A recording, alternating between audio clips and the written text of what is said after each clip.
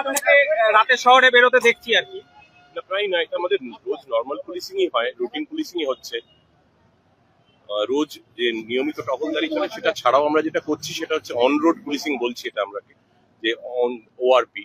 সেটা হচ্ছে সপ্তাহের বিভিন্ন দিনে, কোনো নির্দিষ্ট দিনে নয়, বিভিন্ন দিনে বিভিন্ন সময়ে শহরের বেশ কিছু গুরুত্বপূর্ণ রাস্তায় সংযোগস্থলে ওসি, এসি, ডিসি আরো সিনিয়র অফিসাররা সবাই মিলে একসাথে রাস্তায় নামছেন। বাকি যেটা বললাম রুটিন যে টহলদারি সেটার বাইরেও কোনো কোনো দিন আমরা করছি সপ্তাহে কখনো একদিন কখনো দুদিন, একটু সারপ্রাইজ এলিমেন্ট রেখে, যাতে একসঙ্গে প্রচুর পুলিশ রাস্তায় থাকে এবং নাকা চেকিং হয়, ট্রাফিক রেগুলেশন হয়। সেটারই একটা পার্ট এটা। যেমন এই মুহূর্তে আজকে আমাদের 109টা, পুরো রাজ্য বলছি, পুরো শহর জুড়ে 109টা সংযোগস্থলে প্রত্যেকটা ডিভিশনে 10টা ডিভিশনে আমাদের এই নাকা চেকিং এবং ওসি, এসি, ডিসিরা সবাই রাস্তায় আছেন। এটা অনরোড পুলিশিং, এটা আমাদের চলবে। যেহেতু ইলেকশন আসছে, মানে এটা কি আরো বাড়বে এই চেকিং? পুলিশের তৎপরতা না, রাস্তায় আমাদের তো ইন্টেন্সিভলি করছি নাকা চেকিং।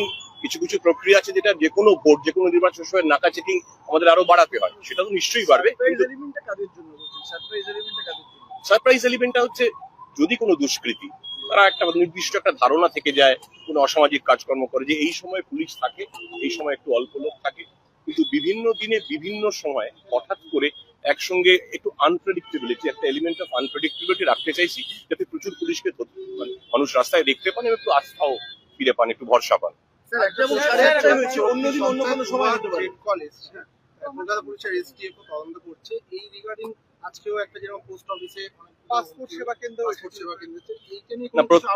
না, যে কোনো বোমাতঙ্কের যেটা মেল আমাদের কাছে আসছে, সেদিনও যখন এসেছিল, আজকেও তাই। আমাদের একটা যে কোনো জায়গায়, যে কোনো প্রতিষ্ঠানে যখন একটা হুমকি মেল আসে, আমাদের একটা স্ট্যান্ডার্ড অপারেটিং প্রসিজিয়ার থাকে, একটা এসওপি থাকে।